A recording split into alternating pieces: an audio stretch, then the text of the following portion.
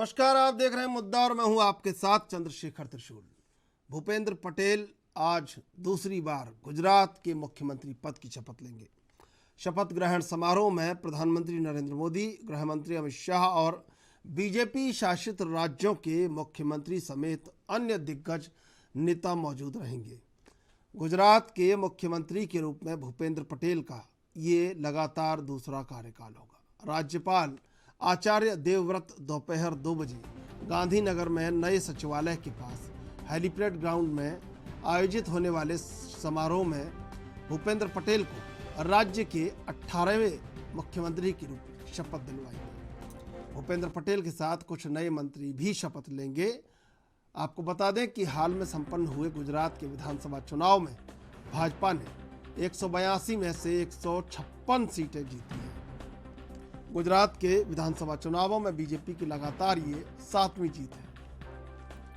कांग्रेस को 17 और आप को 5 सीट पर जीत मिली। भूपेंद्र पटेल ने शुक्रवार को अपने पूरे मंत्रिमंडल के साथ इस्तीफा दे दिया था ताकि राज्य में नई सरकार के गठन का रास्ता साफ हो सके और अब से कुछ ही देर बाद भूपेंद्र पटेल राज्य के 18वें मुख्यमंत्री के रूप में शपथ लेंगे और वहां पर पूरा जोश जश्न का माहौल इस समय।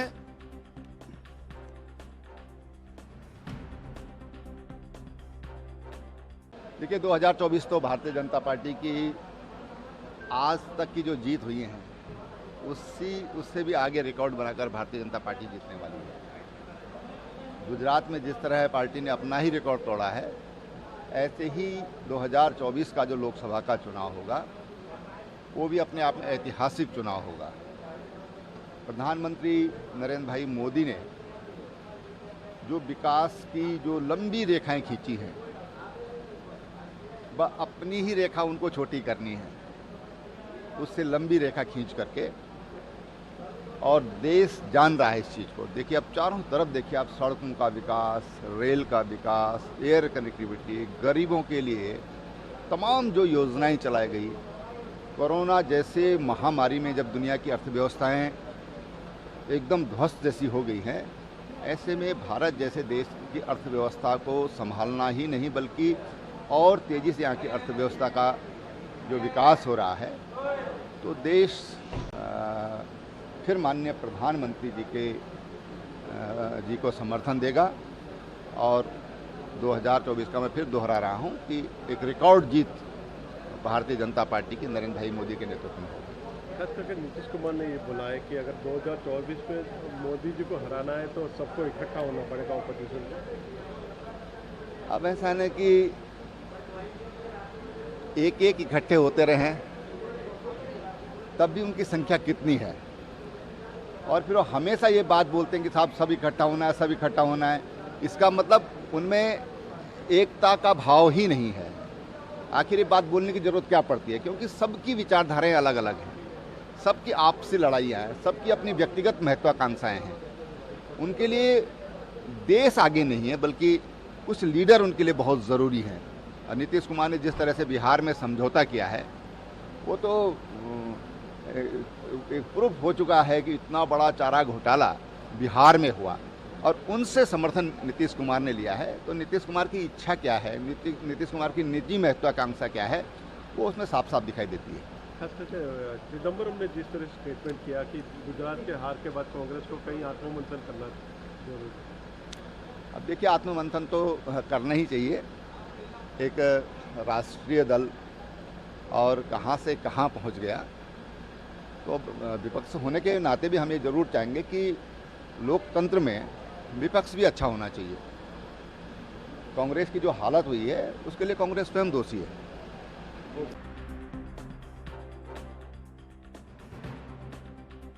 तो गुजरात में बीजेपी ने कीर्तिमान रच दिया।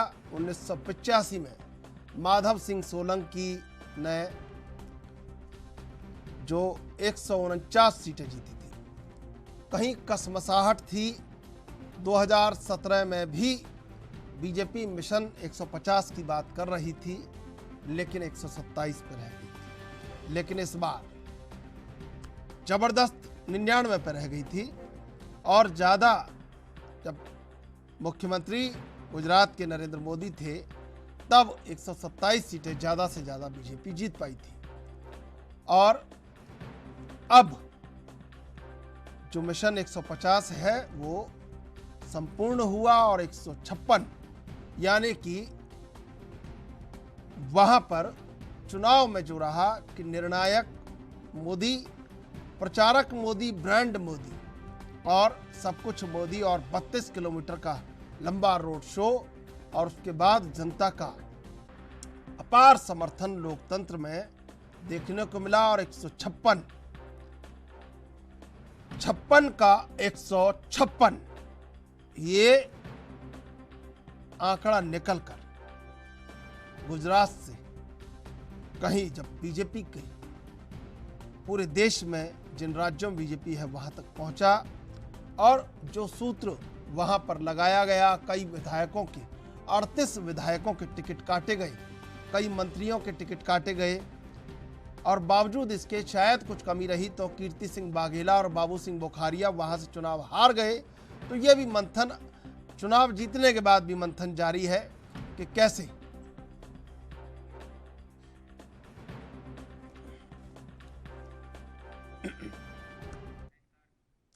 और इसी मुद्दे पर चर्चा करेंगे। 3 मेहमान हमारे साथ जुड़े हुए हैं। प्रदीप भटनागर, प्रवक्ता बीजेपी, संदीप त्रिपाठी, प्रवक्ता कांग्रेस, इंदुकांत दीक्षित, राजनीतिक विश्लेषक। आप तीनों का स्वागत है एनबी न्यूज पर। इंदुकांत जी, आपकी मुस्कुराहट से एकदम गर्मजोशी आ जाती है कि आप तुम इतना जो मुस्कुरा रहे हो। और संदीप जी मुस्कुराइए आप, ठीक है, होता रहता है। हिमाचल में तो आ गए ना भाई, ऐसे क्या कर रहे हैं। हाँ, मेरे संग नहीं चलता ये सब कि आप गुस्सा हो, क्रोध हो और हाथ लहराएं, टेबल ठोके, नहीं करना है। सब लोकतंत्र में एकीकरण करना है। बहुत सदी हुई मुस्कान के साथ मैदान पे है प्रदीप भटनागर जी। मैं तीनों के पास आऊँगा। संदीप जी, अब गुजरात में तो बहुत कमज़ोर हो गए आप। ये कैसे हुआ कि सौराष्ट्र जो आपका गढ़ कहा जाता था, सोमनाथ, जहाँ पे पिछली बार पाटीदार आंदोलन वहाँ नहीं था सोमनाथ में, लेकिन बावजूद इसके चारों सीटें जीत ली कांग्रेस ने। इस बार विपक्ष बहुत कमज़ोर हुआ वहाँ पे। देखिए बिल्कुल। और अगर चुनाव को देखा जाए, चुनाव तो एक रणनीति से और चुनाव मेरा सवाल संदीप जी से है। प्रदीप जी 156 ले ली, थोड़ा सा 156 ले लिया आपने, ऐसे क्या कर रहे हैं? विपक्ष को क्या कुचल के रख देंगे क्या? 16 से भी बिल्कुल। मेरा सवाल संदीप जी से। हाँ संदीप जी, मैं आऊंगा प्रदीप जी आपके पास। आप तो गुजरात तो आप टहले, मैं आपको लगातार देख रहा था कि आप गुजरात घूम रहे हैं। हाँ। और आपने देखा होगा कि जो गुजरात मॉडल कहा जाता है उसकी सच्चाई क्या है। अभी आपने द्वारका की बात कही और बहुत सारे क्षेत्र आप टहले और वहाँ की जो सच्चाई है उस बात को मुझे कहने की जरूरत नहीं, उस चीज को आपने देख लिया है। दूसरी बात देखिए, भटनागर जी को मोदी जी मुख्यमंत्री बनने जा रहे हैं गुजरात के। इस बात की मैं बहुत बहुत बधाई देता हूँ कि मोदी जी गुजरात के मुख्यमंत्री बनने जा रहे हैं। मोदी जी, और इस बात की ढेर सारी मोदी जी के भूपेंद्र पटेल जी, ये अपेक्षा करता हूँ। नहीं, ये अतिशोक्ति अलंकार पर समीक्षा, अतिशोक्ति अलंकार का प्रयोग कर रहे हैं आप मोदी जी कह के, या क्या कर रहे हैं? मतलब मैं आपको अपना लोकेशन भेज देता हूँ, ठीक है? मैं अपनी बात रख लूं, फिर मैं क्लियरिफाई कर दूंगा कि मैंने क्यों कहा। जी, तो कौशाम्बी उसको कहो, जो कौशाम्बी का जो वो है शराब का, ये पैसिफिक मॉल के साथ ठेका है जो आगे, उससे पहले अंदर की साइड पे हमारी मार्केट है। उत्तर प्रदेश चुनाव में ज्यादातर जगह पर चुनाव क्यों?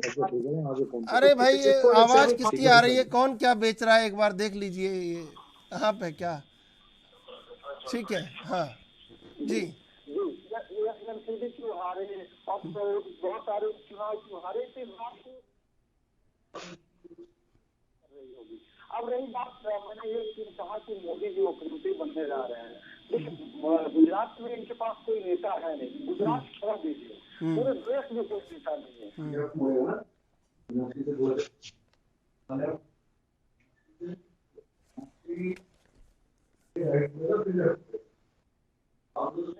आज तक नहीं पूरा हुआ है। कांग्रेस ने 2012 के चुनाव में एक अभियान चलाया था कि वो रजिस्ट्रेशन करा रहे थे कि जिनका आवास नहीं है आप रजिस्ट्रेशन कराइए, आप अगर सत्ता में आएंगे तो हम जो है उनको आवास देंगे। तो मोदी जी ने 20 लाख आवास देने की बात कही, आज तक ये पूरा नहीं हो पाया। और गुजरात पर जैसे जैसे कर्जा बढ़ा वैसे वैसे जो है भाजपा के वादे बढ़ते गए और उन्हें वादों की पूर्ति आज इसको करनी है।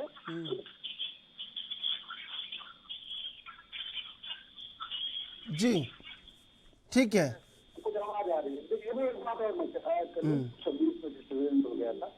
तो बात भट्टागर जी को, उनकी पार्टी को ढेर सारी बधाई, आपको बहुत पंडित ने प्यार दिया।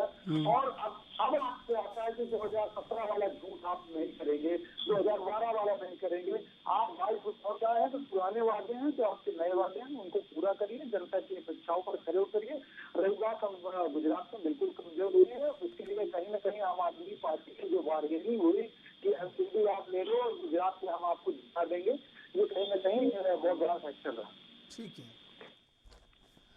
प्रदीप जी, 56 का 156 ये आपने कर लिया, लेकिन अब संदीप त्रिपाठी जो आरोप लगा रहे हैं और संदीप त्रिपाठी जी बार बार कह रहे हैं कि वहाँ मोदी मुख्यमंत्री बन रहे हैं, अतिशयोक्ति अलंकार का प्रयोग कर रहे हैं। देखिए ये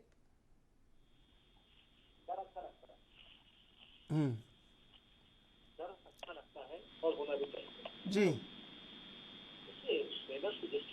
करे जाता तो उसको उसका नाम उसका होना भी चाहिए।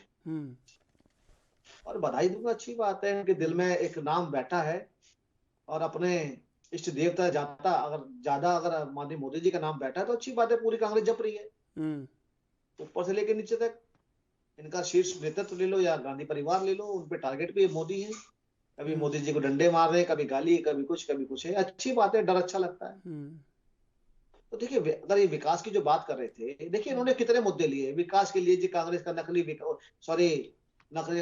विकास दिखाना चाहा इन्होंने कि देखिए इनका गुजरात में नकली विकास है।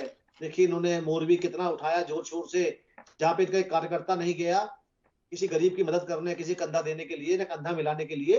ये लोग यहाँ बैठे मोरबी को खूब कोसा और मोरबी में जी वालों ने भी इतना भारी भरकम जिताया, पूछो मत। बेचारे चौथे नंबर पे आए, 61,580।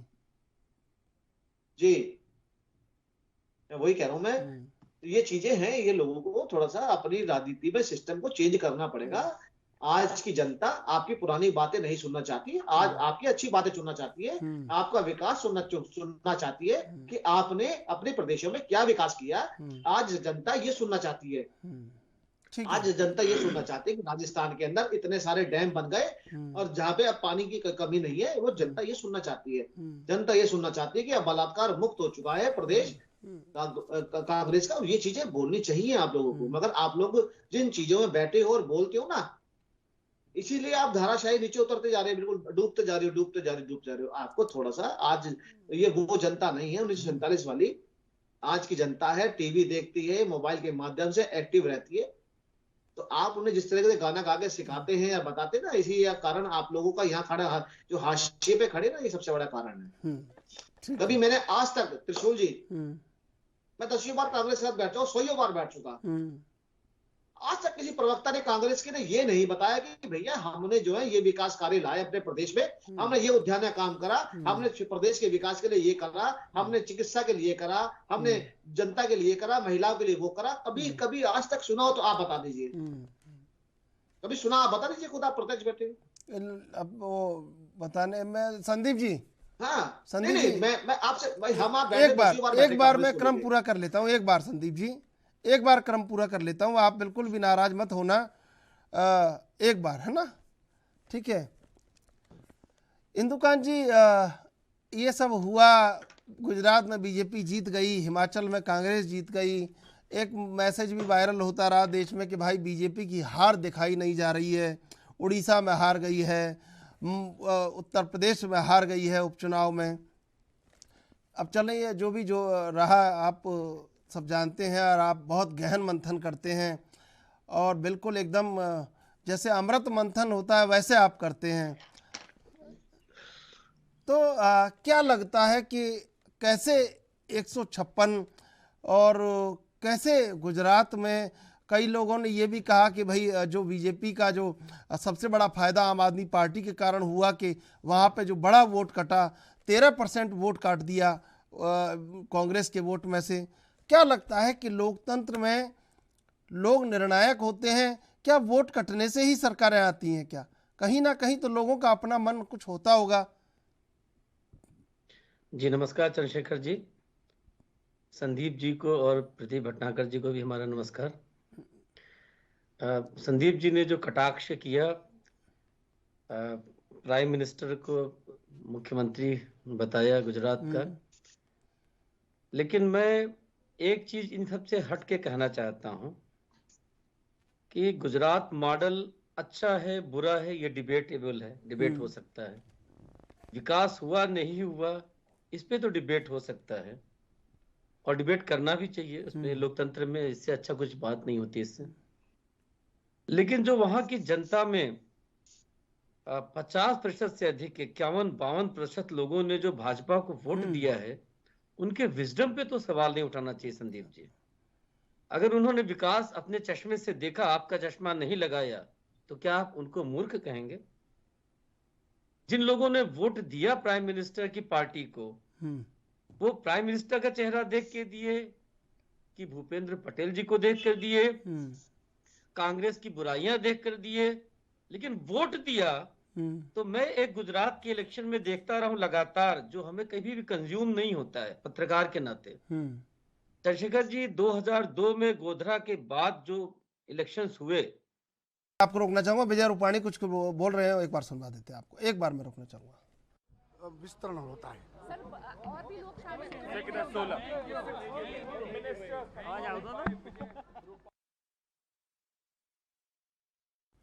सीधे चलते हैं मेहमानों पास। इंदुकांत जी जी, जो 2002 में दंगों के बाद जो चुनाव हुए, 2007 के इलेक्शंस हुए, मतलब नेशनल मीडिया में अधिकतर ने प्राइम मिनिस्टर मोदी को राइट ऑफ कर दिया था। आपको भी याद होगा, त्रिपाठी जी को भी, सभी को याद होगा। 2012 में, 2017 में, 2007 का हमको याद है, त्रिपाठी जी में गुजरात में था जब मौत के सौदागर वाली बात आई थी। तो रिजल्ट आने के बाद 2007 और 2012 पर्टिकुलरली नेशनल मीडिया में कई सीनियर जर्नलिस्ट ने कहा कि ये तो लोकतंत्र की स्थिति बहुत बदतर हो गई। अब लोकतंत्र का क्या होगा जब लोग ऐसे वोट दे रहे हैं? मतलब लोकतंत्र का जो मूल आधार है उसी पे सवालिया निशान। वोट देने वाले ने अगर आपके एजेंडे के हिसाब से वोट नहीं दिया या आपका चश्मा नहीं पहना, तो वोट देने वाला ही गलत है। क्योंकि हमारे प्री पोल सर्वे, एग्जिट पोल ने बता दिया, हमारे असेसमेंट ने कहा कि ये कमियां हैं गुजरात मॉडल में, मोदी जी के खिलाफ इतने मामले हैं, उनका हारना तय है। लेकिन उसके बाद भी जीत के आ गए, तो आपने लोकतंत्र को नकार दिया। कुछ लोगों ने तो 2007 और 12 में, हमें बड़ी शर्म आती है उन लोगों को देखकर, मैं जानता हूं व्यक्तिगत तौर पे, त्रिपाठी जी भी जानते होंगे, नहीं प्रदीप भटनागर जी भी जानते हैं। लोग बिल्कुल, देखिए, चूंकि त्रिपाठी जी का नाम मैंने स्पेशली इसलिए लिया क्योंकि विपक्ष इन चीजों को ज्यादा और करीने से देखता है कि हमारे विपक्ष में क्या क्या कमियां हैं, क्या चल रहा है। तो लोगों ने ये कटाक्ष किया कि ये तो मेजॉरिटेरियनिज्म का डेमोक्रेसी हो गया है और इसका कुछ सोल्यूशन निकालना पड़ेगा कि अगर कोई मेजॉरिटेरियनिज्म की पॉलिटिक्स करता है तो लोकतंत्र के लिए ये बड़े खतरे की घंटी है। तो भैया कोई नया लोकतंत्र बना दो। नहीं, अगर ये लोकतंत्र नहीं पसंद है तो प्रेसिडेंशियल सिस्टम ऑफ गवर्नमेंस लाओ। नहीं, लेकिन आप पब्लिक ये नहीं, एक बार इंदुकांत जी, ये नहीं, इससे पहले कुछ बातें बची हैं, वो मैं पूछ लूं। ये अभी नहीं, ये कुछ बात बची है। संदीप जी, मेरा सवाल सुन लीजिए, आपकी उंगली आप उठाइए और पूरी तरह से पुरजोर तरीके से उठाइए और हिमाचल से आगे बढ़िए। देखिए, मैं जब तकरीबन 1 महीना पूरे जहां गुजरात में, बिल्कुल आंतरिक गुजरात में मैं घूमा, एक बात बीजेपी के बड़े दिग्गज कद्दावर और जो खांटी बीजेपी के लोग हैं, जो संघ से निकल के आते हैं, जो बिल्कुल एकदम मातृत्व संगठनों से निकल के आते हैं, आनुषंगिक संगठनों के बड़े पदाधिकारी, वो एक बात कर रहे थे कि अगर भारत जोड़ो यात्रा गुजरात में कहीं से निकल जाती थोड़ा सा भी छू के तो प्रभाव होना लाजमी था। बाद में ये लगा कि भाई भारत जोड़ो गुजरात छोड़ो, हिमाचल पकड़ो, इस तरह की यात्रा हो गई है। मैं आपसे पूछना चाहता हूं कि भाई आपने क्यों रस्म अदायगी की गुजरात में, ये लोग आपसे भी पूछना चाहते हैं। और कई लोग, जनता के कई लोग, खाटी कांग्रेस के कार्यकर्ता, कांग्रेस के वो कार्यकर्ता, वो पदाधिकारी जो कईयों बार सांसद रहे, कईयों बार विधायक रहे गुजरात में, उन लोगों ने भी ये कहा। और संदीप जी, बड़ा ज्वलंत सवाल है, मैं चाहूँगा आप बड़े अंतर्मन से जवाब दें। इसका जवाब शब्दों से नहीं हो सकता, आप भावना से जवाब दें कि भाई क्यों छोड़ दिया आपने, क्यों रस्म अदायगी की गुजरात में, क्यों वोट मांगने नहीं गए? आप तो 99 पे 77 पे अटके थे, 77 पे आपको लग रहा था, है आपने क्यों नहीं किया वो काम, बताइए। देखिए, पहली बात तो एक बात मैं आपके माध्यम से बता देना चाहता हूँ कि मैं 2012 में 3 जगह पे इंचार्ज रहा हूँ, नर्मदा, भारूच, आपका बड़ौदा, 3 जगह मैं इंचार्ज रहा हूँ और वहाँ पर मैंने काम किया है और वहाँ की सच्चाई और 19 जिलों में काम किया है। यहाँ का इंचार्ज रहा हूँ, 19 जिलों में काम किया है मैंने। वहाँ क्या कैसे वहाँ की राजनीति है उसको भली भांति लिखता हूँ। अभी आप समझिए 2022 चल रहा है और मोदी जी 2002 की म्यूजिक बजा रहे थे चुनाव में। आप तुम्हारा आंकलन बता रहा हूँ, तब तो मैं आंकलन बता रहा हूँ। अभी बहुसंख्यक राजनीति की बात हो रही थी। बहुसंख्यक की राजनीति अगर आप करते हैं तो मैं सनातन का नाम मत लीजिए, राम भगवान का नाम मत लीजिए। भगवान राम जी ने कहा कि उनके अगर शरण में एक राक्षस भी आएगा तो वो शरण में आए हुए की रक्षा करेंगे, उसके अधिकारों का संरक्षण करेंगे, और उन्होंने किया भी। और आप राम के नाम पर राजनीति करके बहुसंख्यक की राजनीति करेंगे तो मैं तो ये नहीं कहता हूँ कि वो राम राज होगा। एक ही धोबी ने सवाल उठाया था और उन्होंने पत्नी को, बहुत बड़ी बात ये हो जाएगी। तो ये बहुसंख्यक की राजनीति लोकतंत्र में नहीं होता है। लोकतंत्र होता ही है कि जो एक व्यक्ति, आप अल्पसंख्यक को भी मत जाइए, अगर एक व्यक्ति का भी अगर लोकतांत्रिक हनन हो रहा है तो लोकतांत्रिक प्रक्रिया को सही नहीं माना जाता है, वो लोकतंत्र सही नहीं होता है। पहली बात। दूसरी बात, अभी आपने कहा कि कांग्रेस ने छोड़ दिया, बिल्कुल नहीं छोड़ा। हम वहाँ पर लगभग 6 महीने पहले से हमारे वर्कर लगे हुए थे, हम गाँव में जो है काम कर रहे थे, हमारी टीमें लगी हुई थी पूरी, जो है एक तरह से हम जो हमारा जो वचन पत्र था हमने लगभग 1.5 करोड़ से ज्यादा लोगों तक 1 to 1 पहुँचाया। लेकिन आप समझिए, मैं ये बात, कांग्रेस आके हारती कहाँ पर है? सिर्फ और सिर्फ हारती रहेगी इस जगह पे जब राजनीति में धर्म का इस्तेमाल होता है। और मोदी जी जो कि गोधरा के आइकॉन हैं, अब सही हो सकता है, गलत हो सकता है, ये मैं नहीं कह रहा हूँ। और एक बात कहा जाता है कि कोर्ट से उनको सब बरी कर दिया गया। आप हम अपने समाज में देखते हैं कि बहुत से अपराधी जिन्होंने मर्डर किया होता है, लोग जानते रहते हैं कि इसने मर्डर किया है, लेकिन सबूतों के अभाव में छूट जाता है। लेकिन समाज ये कहना नहीं छोड़ता कि अपराधी नहीं है, समाज तो जानता रहता है ना। नहीं, अब ये बात मैं आपको संदीप जी देखिए, संदीप जी आप देखिए संदीप जी, मैं बड़ा सम्मान आपका करता हूँ, आप बड़े प्रबुद्ध हैं, और हाँ, मैं बहुत सम्मान आपका करता हूँ। आप ऐसे प्रवक्ताओं में नहीं आते हैं कि अभी हो गए हैं और अभी टीवी पे आके बैठ गए। आप बहुत सब जानते हैं, कहाँ से बीजेपी बनी, कहाँ से कांग्रेस बनी, सब जानते हैं। देखिए, गुजरात में ये मेरा भी तीसरा चुनाव था, और इंदु कांत जी जैसे वरिष्ठ पत्रकार बैठे हैं, उनके सामने तो हमें बोलना भी नहीं चाहिए, वो तो जाने कहाँ से क्या अभी मंथन करके निकाल दें। मैं आपको सच बताऊं, इस बार बहुत रस्म अदायगी हुई। गुजरात में कांग्रेस का विधायक चुनाव लड़ रहा था, ना प्रदेश नेतृत्व चुनाव लड़ रहा था, ना राष्ट्रीय नेतृत्व लड़ रहा था। आप इस सच को कैसे भी मान लें, मैं कोई इधर उधर नहीं होता कि इसके प्रभाव में आ जाऊं कि उसके प्रभाव में आ जाऊं। जो बोलूंगा सच बोलूंगा, और आपको सच बोल रहा हूं। मैं जवाब दे रहा हूँ। देखिए शेखर जी, आप भी गुजरात में थे, क्या गहलोत जी मुख्यमंत्री थे, वो पूरे चुनाव की कैंपेनिंग कर रहे थे, क्या वो जो है राष्ट्रीय नेता नहीं है? इमरान प्रतापगढ़ी लगातार उनकी रैलियां लग रही थी, लगातार सभा हो रही थी, क्या वो राष्ट्रीय नेता नहीं है? क्या अब आप सिर्फ अगर राहुल जी तक जाना चाहते हैं, एक तरफ भाजपा कहती है कि राहुल जी जो है कुछ ही नहीं है, उनसे कांग्रेस का नुकसान कर रहे हैं, या बहुत सारे लोग अगर ये मानते थे, ये बात कहते थे, तो आज ये बात कहना जो है मुझे नहीं लगता कि सही होगा कि राहुल जी नहीं गए इस वजह से कांग्रेस की ये स्थिति हुई। ठीक है। और एक बात आप मान चलिए, भारत जोड़ो यात्रा की बात हो रही थी, तो हिमाचल प्रदेश में भारत जोड़ो यात्रा नहीं गई, ये चुनावी यात्रा नहीं है। राहुल जी ने, हमारे नेताओं ने, भारत जोड़ो जो यात्रा के संयोजक हैं उन्होंने, जयराम रमेश जी ने, सबने हजारों बार इस बात को कहा कि ये राजनीतिक यात्रा नहीं है, ये सामाजिक यात्रा है। सामाजिक यात्रा में राजनीतिक यात्रा है। ये इसका मूल उद्देश्य ये है कि आज जिस तरीके से मेन स्ट्रीम मीडिया में हम अपनी बात नहीं रख पा रहे थे, वो हमें दिखाते नहीं थे। आप बताइए, आप जो टॉप 10 के चैनल है, हमारे कितनी कवरेज उन्होंने की? हम तो स्वयं को जानते हैं, हम तो खुद को जानते हैं, हम तो ANB के बतौर खुद को शीशे में देखते हैं और साफ पाते हैं बिल्कुल, और हम ना किसी से डरते हैं, झुकते हैं, ना दबते हैं। और ये बात अच्छी तरह जानते हैं, प्रदीप भटनागर जी बैठे हैं, संदीप त्रिपाठी बैठे हैं यहाँ पर।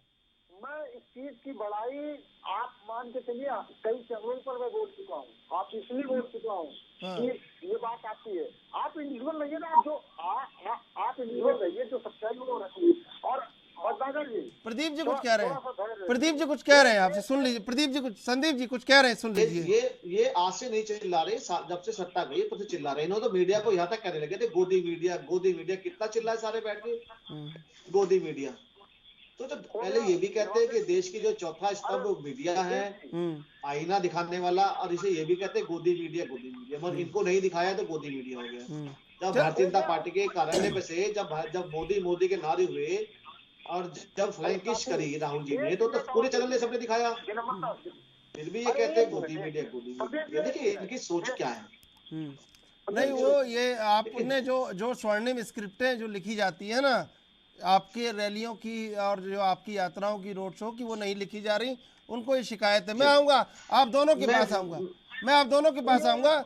इंदुकांत जी, मैंने इंदुकांत जी एक बार मैं संदीप जी एक बार इंदुकांत जी, मैंने एक सवाल पूछा था संदीप त्रिपाठी जी से कि भाई ना गुजरात में आपका राष्ट्रीय नेतृत्व कहीं मुझे दिखा। दिखने से ये मतलब नहीं है कि कोई नहीं दिखा, बहुत सारे लोग दिखे, लेकिन ना G23 दिखा। भाई ये नमक डालने का काम बीजेपी करती रहती है ना, ये भी एक तो बहुत खतरनाक है। सवाल पूरा होना चाहिए ना। और दूसरा क्या हुआ हिमाचल में, मोदी के हार है कि नहीं है, इस बात करिएगा। मगर हर्ष राव जैसा नहीं हुआ, गुजरात जैसा अच्छा नहीं हुआ, चिंता मत कीजिए, गुजरात जैसा हर्ष नहीं हुआ। हम यह आश्वस्त हैं कि हमारा हाल गुजरात जैसा नहीं हुआ। हमारा हाल दिल्ली में बहुत अच्छा रहा, वहाँ भी ऐसा मटिया मेल नहीं हुआ।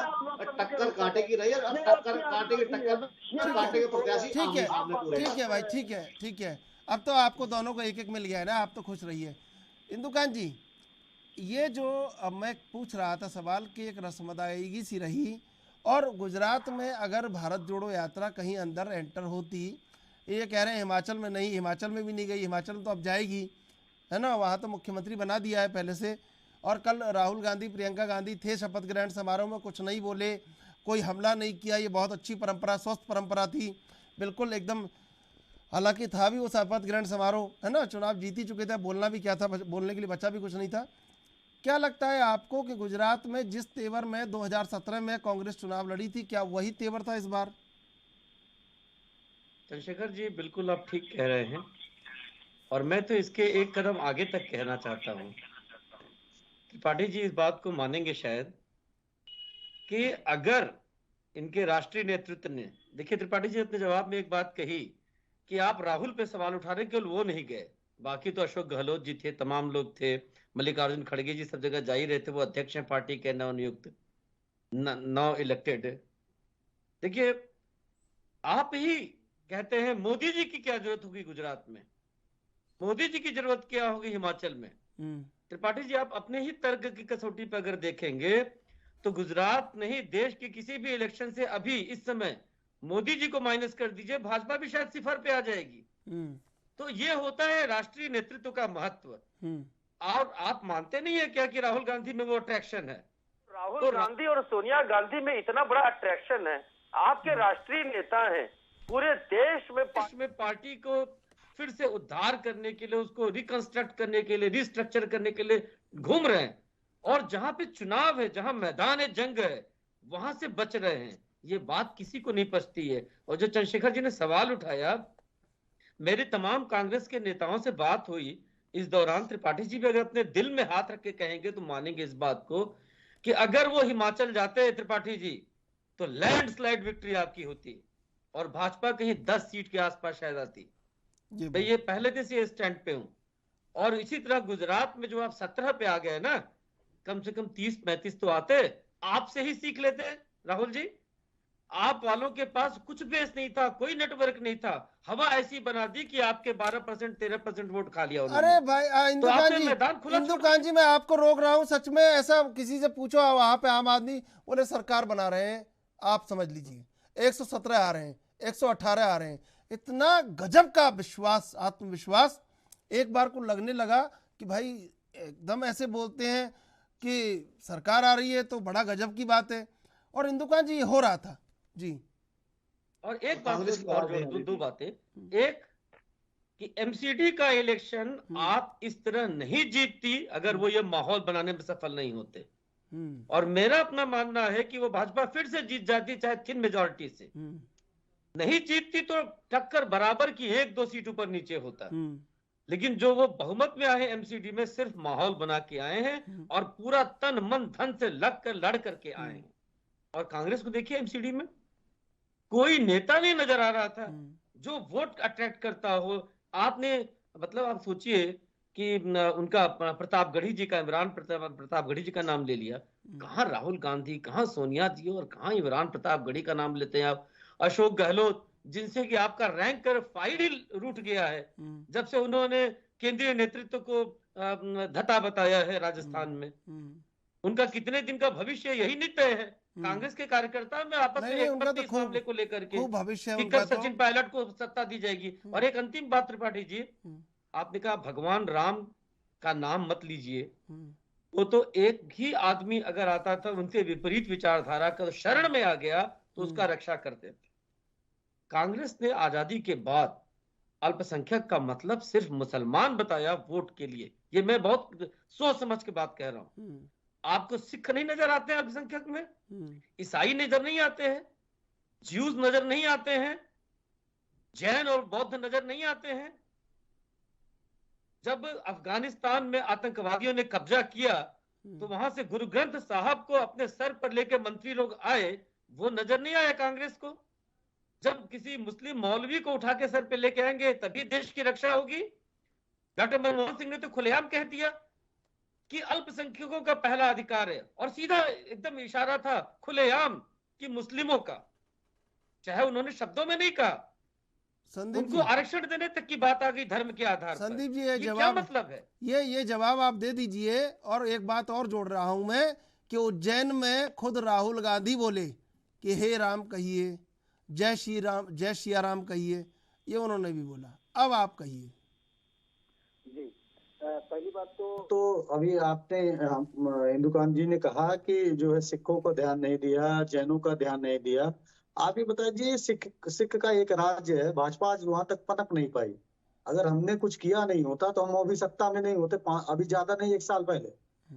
तो ये मत कहिए, हमने बिल्कुल किया। और अल्पसंख्यक के लिए कोई ऐसी अलग से योजना नहीं बनी है जो मुस्लिमों को मिलती हो, जैनियों को नहीं मिलती हो, सिखों को नहीं मिलती हो। अल्पसंख्यक के लिए कोई भी, आज भाजपा भी है तो वो भी वही काम करती है। जब अल्पसंख्यक के नाम पर कोई योजना बनाती है तो उसमें ऐसा नहीं है मुस्लिमों को नहीं। आप यही बता, संदीप जी बता दीजिए, किसने मेहनत करी 84 के दंगों का? आपका खून जो दाग पे दाग लगे उसको मिटाने के लिए कैप्टन अमरिंदर सिंह ने जो मेहनत करी, उसके दम पे आप आ गए। जाता नहीं, अभी इनसे तो पूछ लूंगा कि हैसियत दी थी आपकी। हाँ, हत्यारे 84 के दंगों के अभी भी नहीं पता होगा। फिर आप कभी ये नहीं बोलते कैप्टन अमरिंदर सिंह ने कितनी मेहनत करी कांग्रेस को लाने के लिए पंजाब में? मंत्री कौन है? आप लोगों में यही तो कमी है, अपने कार्यकर्ताओं को भी। अरे भाई सवाल पूछ लीजिए। किसी को बोलने नहीं देना आपका एक लक्ष्य है। संदीप जी पूछ लीजिए भाई, मैं बोल रहा हूँ, आप पूछ लीजिए।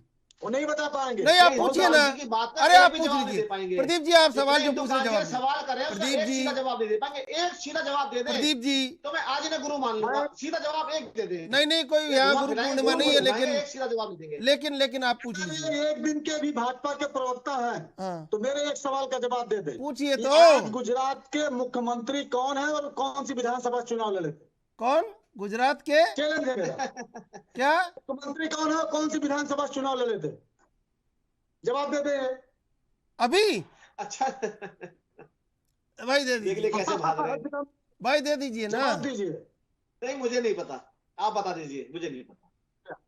और अब बताइए। शांति से सुनिए। मैं क्यों झूठ बोलूं? किसी को आप हिंदू कांजी के बात का जवाब दे दीजिए। देखिए मैंने कितना सच्चा सीधा बोला कि मुझे नहीं पता।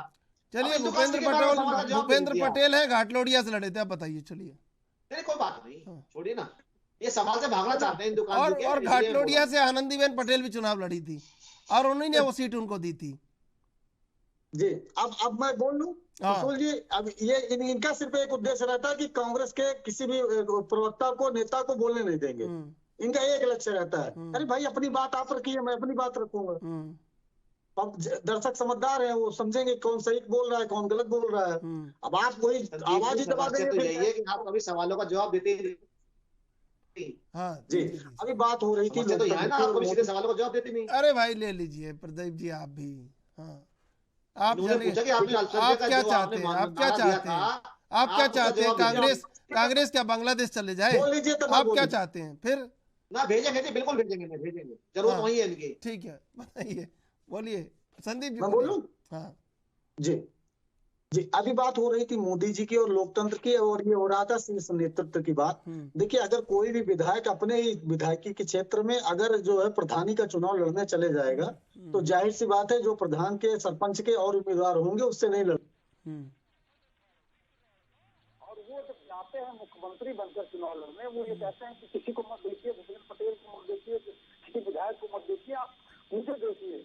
और ये मुख्यमंत्री के रूप में मतलब ऐसा प्रोजेक्शन करते हैं कि उनको ही मुख्यमंत्री बनना है। तो जाहिर सी बात है कि मुख्यमंत्री बनकर आप चुनाव लड़ने जाएंगे कैंपेन करना, आप जाते बताते कि ये काम किया, वो काम आप बताते कि ये काम किया, वो काम किया, वो कभी नहीं बताते हैं। वो कांग्रेस को कोसते हैं, फिर उसके बाद गोधरा की बात करेंगे, फिर बात करेंगे कि जो है कौन समान नागरिक संहिता ला रहे हैं, तो क्या ला रहे हैं इसकी बात करेंगे, डेवलपमेंट की बात नहीं करेंगे। आज आप चुनाव जीत गए हैं, आज आप जवाब दे दीजिए कि 5000 प्राइमरी वहां क्यों बंद हुई? कांग्रेस यही सवाल तो कर रही थी। हम चुनाव हार गए, लेकिन सवाल तो आज भी है ना, 5000 प्राइमरी कैसे बंद हो गई?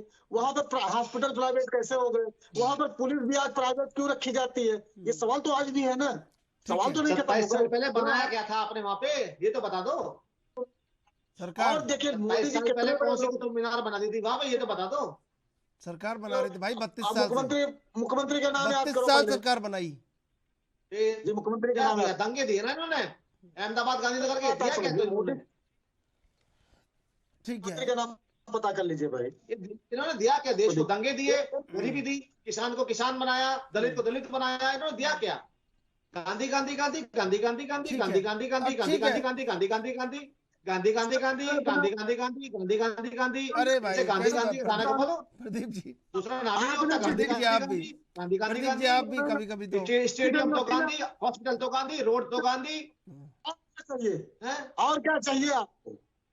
अरे गांधी गांधी गांधी होने और के वॉल्यूम है। मैं चैलेंज के साथ गांधी कहता हूँ गांधी कि गांधी विज्ञान की में गाना है, गांधी गांधी गांधी।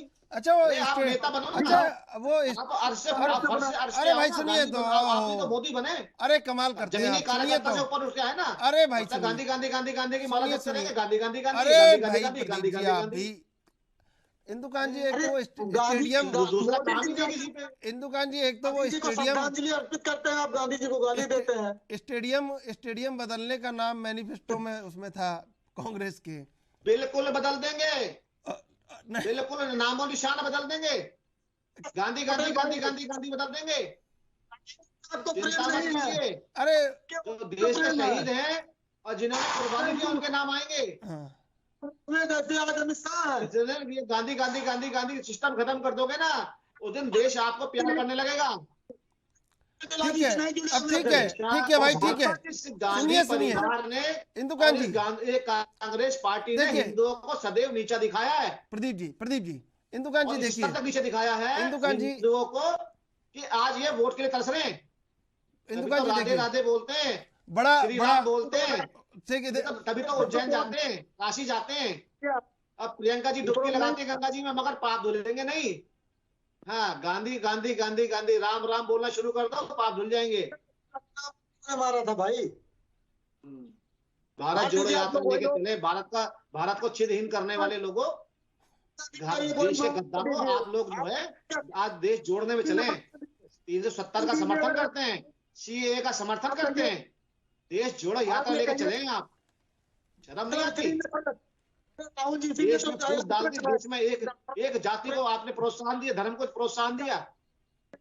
अरे इतना नफरती जहर, राम राम राम राम राम जहर राम तो इतना बोल है दिया, कि देखो डंक राम, तो डंक मार बोल दिया राम, आप देखो, भगवान बोल दिया राम, डंक मार। राम बोल दिया ना। ये तो इतना जहर आपने देश को जो दिया है। आप इंदुकांत जी, बताइए, राम मंदिर का होता ना, मैं सीधा पहुंचता अकबर रोड। विकास करवाया, 63 एकड़ जमीन किसने एक्वायर की? कांग्रेस ने। भाजपा ने किया क्या? भाजपा का एक वकील है क्या जिसने मुकदमा लड़ा हो? जिसने लड़ा जो उसको पार्टी साइड से कर दिया। पूछेगा। अरे सुनो श्रीमान, बता दूं, पूरा कांग्रेस खानदान में ना एक शहीद का नाम बता दो जिसको फांसी चढ़ी हो, जिसे काला पानी हुआ हो, एक शहीद का नाम बता दो। आज आपका मुरीद हो जाऊंगा मैं। हजारों नाम। एक काले पानी का एक बताने काला की पानी कह हुआ रहे हैं, हो। तो हजारों हजारों का एक बता दीजिए। किस पार्टी से थे? अरे एक बता दो, जो काला पानी गया हो कांग्रेस का नेता, जिसे फांसी चढ़ा दी हो। लाठियों से मार डाला था आपके आकाओं ने, जिनकी दलाली आज भी आप कर रहे किसको हो। मार दिया? अरे कांग्रेस का नेता बताओ ना, जाकिर हुसैन बताओ, कोई और अच्छा नाम हो, कोई गांधी परिवार में हो, मोतीलाल नेहरू जी हो। पता है ना मोतीलाल नेहरू कैसे रईस बने थे? राज बता दूं मोतीलाल जी का देश को। कितने साल जेल में रहे? 10 साल से ज्यादा जेल में रहे, कपड़े धुले आते थे कलम लगे हुए, 10 साल जेल में रहे। माफीनामा लिखा क्या? आप बात करते हैं। नहीं नहीं, देखिए कुछ चीजें हैं प्रदीप जी, आप भी प्रदीप जी देखिए, प्रदीप जी देखिए, चंद्रशेखर आजाद कैसे मरे आपने भी नहीं बताया, आपको भी बताना चाहिए था वो रिपोर्ट। बिल्कुल हाँ बिल्कुल, ये बात छोड़ दीजिए, अच्छा नहीं लगता मुझे। नहीं मैं बिल्कुल बता सकता हूँ जी। आपको भी बताना चाहिए बहुत सारी बातें, और आप बताने की हिम्मत क्यों नहीं कर रहे हैं? बताना चाहिए आपको देश को कि क्या हुआ था, सब बताना चाहिए। बिल्कुल जो कांग्रेस नहीं बता पाई वो आपको बताना चाहिए। लेकिन मैं आऊंगा आपके पास। इंदुकांत जी देखिए, इतनी समीक्षा हुई, जिन्होंने भगत सिंह के फांसी पे साइन करे थे वही है गद्दार, तो 23 साल के लड़कों को फांसी लग गई थी। अरे भाई अब गुजरात में जीत अच्छा, लग गया था। आरएसएस में थे। पहले देश का विकास करने, इस देश को इस 70 वर्ष के अंदर केवल एक एम्स दिया। को सबसे ज्यादा गाली देते हो उसी पार्टी से थे वो, उसी पार्टी से। देख लीजिए, ठीक है भाई, अब रुक जाइए, देखिए देख लेंगे आपने हिमाचल में कितना विकास करेगा, हम भी देखते हैं। जाइए, मैं पढ़ रहा करके आया। रुक जाइए भाई, रुक जाइए, देखिए तो बेड़ा गर्क कर ही दिया आपने। रुक जाइए, अरे भाई थोड़ा सा अरे खत्म करो बस, लास्ट खत्म प्रदीप जी, संदीप जी सुनिए इंदुकांत जी, मैं सोमनाथ में था, वहां मैंने देखा सोमनाथ में क्या हुआ था, मैं पढ़ रहा था सब चीजों को। कन्हैयालाल माणिकलाल मुंशी थे और उन्होंने कहा कि सोमनाथ का पुनरुद्धार करेंगे। नेहरू जी नाराज हो गए इस बात से, उन्होंने उनको स्पष्ट कहा ये आप गलत कर रहे हैं, वल्लभ भाई पटेल को कहा गलत कर रहे हैं। 13 नवंबर 1947 को एक रैली हुई थी, जूनागढ़ को मिला लिया गया था, जूनागढ़ मिल नहीं रहा था, बड़ी मुश्किल हो रही थी। ये पूरा कोऑर्डिनेशन का काम कर रहे थे वल्लभ भाई पटेल के ऑन बिहाफ कन्हैयालाल माणिकलाल मुंशी। तब जूनागढ़ मिला तो एक रैली हुई 13 नवंबर 1947 को, वहां उस रैली में घोषणा कर दी गई कि सोमनाथ का पुनरुद्धार करेंगे। नेहरू जी इस बात से नाराज हुए, लेकिन निकाला तो नहीं ना कन्हैयालाल माणिकलाल मुंशी को कांग्रेस से, और उन्होंने वो उस काम को अंजाम दिया। बाद में वो जनसंघ के संस्थापक भी बने। ये तमाम बातें हैं। क्या नहीं लगता इंदुकांत जी, मैं आ रहा हूँ, संदीप जी मैं आ रहा हूँ, मैं किशोर जी, ये सोमनाथ के मंदिर पर एक फैक्ट मैं और रख देता हूँ। हाँ, संसद के माध्यम से कानून पास हुआ, और उस समय प्रधानमंत्री थे, जैसे आज मोदी है, जवाहरलाल नेहरू जी। अगर नेहरू जी इस बात के खिलाफ होते तो क्या वो पास होता? उन्होंने एक बात कही थी कि आप संवैधानिक पद पर बैठकर उन्होंने उनकी चली नहीं पार्लियामेंट देखिए में, देखिए देखिए भाई सुनिए संदीप जी, चली देखिए नहीं। आप भी बड़े, आप सुनिए, आप भी विद्वान हैं, मुख्यमंत्री का नाम आप याद भी करो। विद्वान हैं, सुनिए।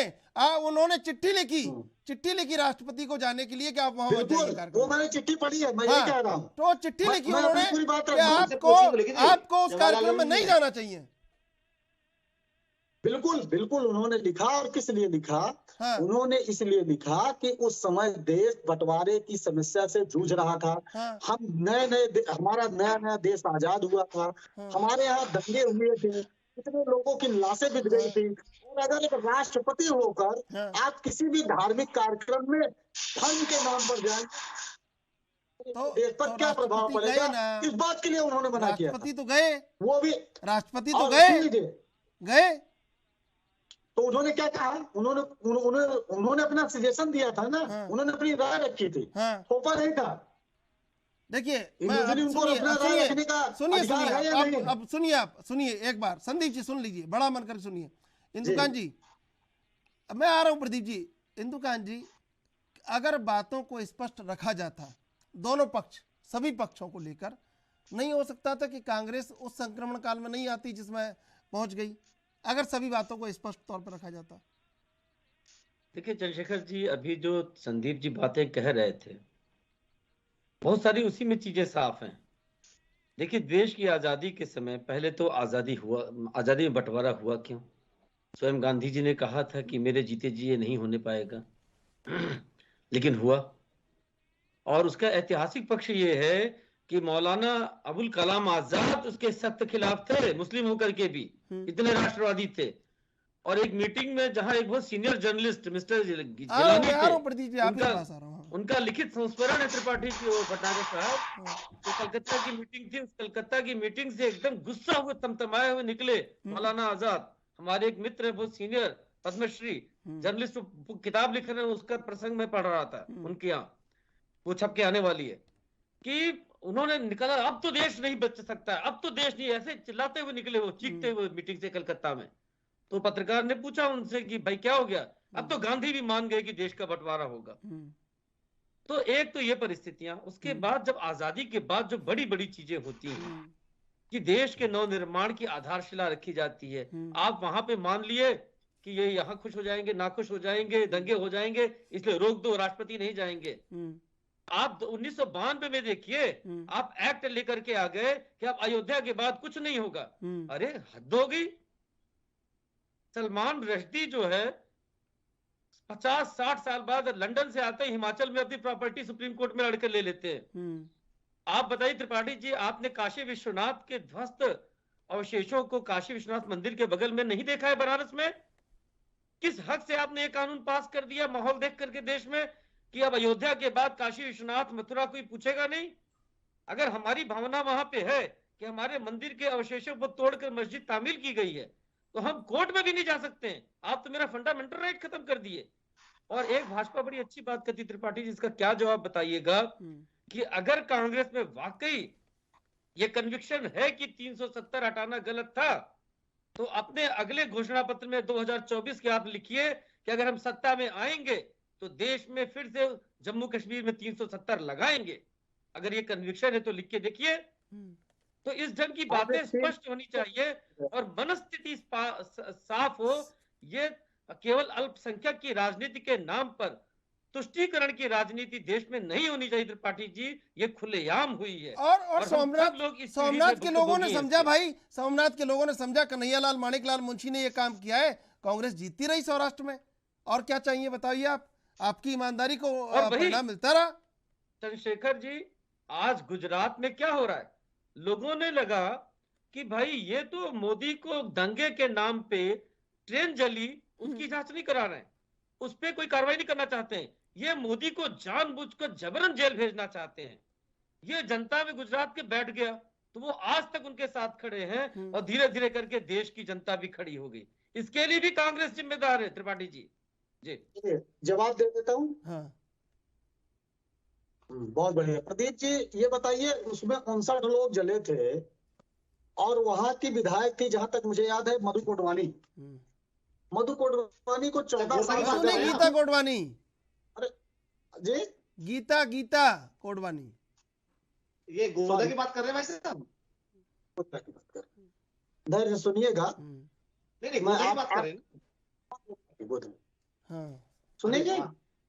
आइए। ठीक। प्रदीप जी, ये मत किया कीजिए आप, गोधरा देखिए में आप ऐसा 59 मत लोग किया जल कीजिए, जो गए कार बात कर रहे हैं सुन और रहे हैं आप, उसमें समझ रहे 8 हैं लोग दोषी बनाए गए, 8 लोगों को आरोपी बनाया गया। उसमें से सिर्फ 2 लोग गिरफ्तार हुए थे, 6 लोगों की गिरफ्तारी अभी तक नहीं हुई थी। अभी उनमें से 2 लोगों की गिरफ्तारी कुछ दिन पहले नेपाल से पकड़े गए थे। और जहां तक मुझे जानकारी है कि अभी भी पूरे आरोपी गिरफ्तार नहीं हुए हैं, उसमें से 4 लोग लगभग बाहर हैं। ये गुजरात सरकार का काम है। लेकिन मोदी जी लाश लेकर 59 लोगों की पूरे प्रदेश में रैली कर लिए और दंगा भड़काकर आज हिंदू आइकॉन बन गए।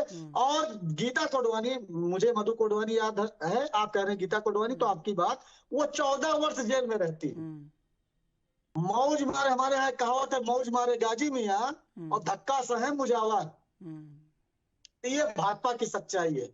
भाजपा का नेता का लड़का दंगाई नहीं बनेगा, छोटे छोटे नेता समर्थकों को ये दंगाई बनाएंगे और जेल बेचारे वो काटेंगे और सत्ता की मलाई ये खाएंगे।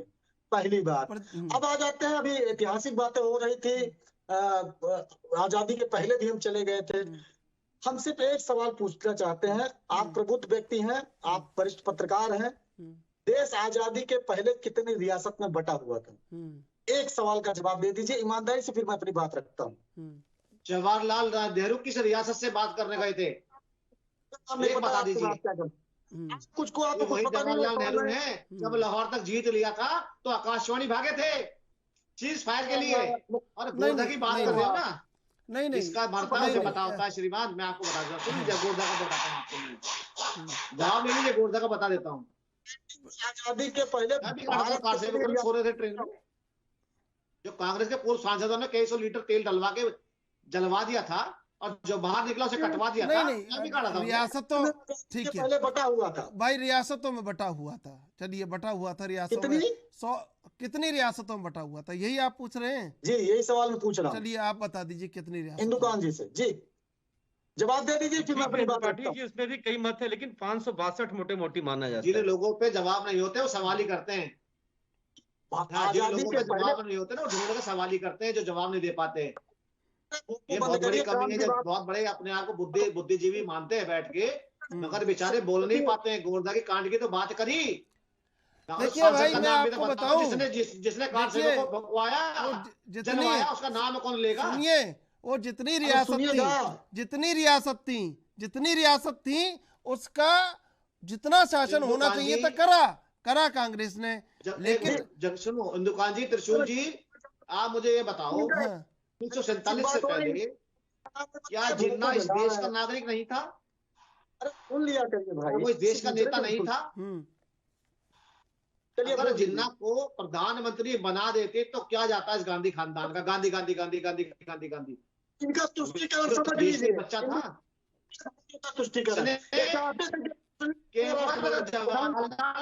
इसमें क्या तुष्टीकरण है? कह तो रहे भाई, जिन्ना को बना देते प्रधानमंत्री। नाम इतिहास इसलिए देश को बंटवारा करा और देश को जोड़ने के लिए चले। देखिए, गुलाम कश्मीर में जाएंगे। समय कम रह गया, मैं आपको बता दूं इंदुकान जी, अगर स्पष्ट बातें नहीं होंगी, देखिए कांग्रेस ने स्पष्ट कहा हिमाचल में ओपीएस तोड़ने वाले, सुनिए प्रदीप भाई, हिमाचल में कांग्रेस ने स्पष्ट कहा 1 लाख रोजगार देंगे युवाओं को, ओपीएस का मुद्दा हल करेंगे।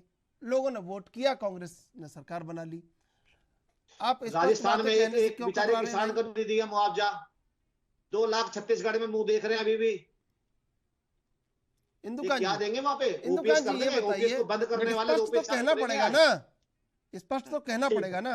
अब जी, अब बिल्कुल देखिए, स्पष्ट मैं नाम लेने वाला नहीं होगा। दोनों राज्यों में आपने चुनाव हो जाने तो साथियों से नाम लेवा ही बच जाएगा। सुन लीजिए प्रदीप जी, संदीप जी सुन लीजिए। हाँ, मैं रिक्वेस्ट करना चाहता हूँ दोनों लोगों से, अपने साथी वरिष्ठ हैं, कि समय कम बचा है, त्रिशूल जी इतने देर से कर रहे हैं, थोड़ी आप लोगों की बातें आ जाए, एक एक कह के अपनी बात कह दीजिए। जो त्रिशूल जी ने कहा कि स्पष्ट बातें, जैसे आपने अपना एजेंडा रखा हिमाचल में, ऐसा आपने गुजरात में भी रख करके कैंपेन किया होता तो ज्यादा बेहतर फायदा होता। मेरा त्रिशूल जी आग्रह है कि लोगों का भी एक एक कमेंट निष्पक्ष भाव से ले लीजिए। आप प्लीज एक एक करके बोलिए। जी, अब इंदुकान जी मैं आप ही से शुरू कर रहा हूँ, फिर संदीप जी, फिर प्रदीप जी। जी इंदुकान जी।